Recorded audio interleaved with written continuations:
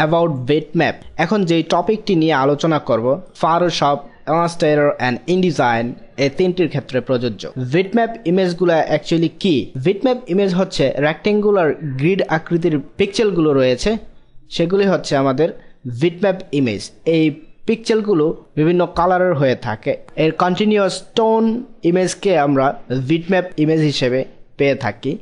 Bitmap ইমেজের বেশ কিছু ফরম্যাট আমরা পেয়ে থাকি, তার মধ্যে যেমন জেপিজি, জিআইএফ, পিএনজি, পিআইএক্স, টিজিএ ইত্যাদি। মূলত ফটোশপে আমরা বিটম্যাপের কাজগুলো করে থাকি, অথবা একে আমরা টেকনিক্যালি রাস্টার ইমেজও বলে থাকি। মূলত এই বিটম্যাপ ইমেজ দিয়ে বিভিন্ন ধরনের ফটোগ্রাফিক, ডিজিটাল পেন্টিং ইত্যাদির কাজ করে থাকি, এবং এই বিটম্যাপ এর সাহায্যে যে সমস্ত ইমেজগুলো তৈরি করা হয় সে সমস্ত ইমেজের যে কালারগুলো থাকে সেগুলোকে আমরা হাই এফিসিয়েন্টলি ব্যবহার করতে পারি। মনে করি এই অবজেক্টটির ক্ষেত্রে এর যে রেজুলেশনগুলো রয়েছে সেগুলো পিক্সেল সংখ্যা ফিক্সড, তাই একে যদি আমরা স্কেলিং করি অর্থাৎ ম্যাগনিফাই করি, দেখা যাবে এর যে পিক্সেলগুলো রয়েছে সেগুলো রেক্ট্যাঙ্গেল আকৃতিতে ভিউ হচ্ছে। এ থেকে আমরা বুঝতে পারি এর পিক্সেল সংখ্যাগুলো নির্দিষ্ট।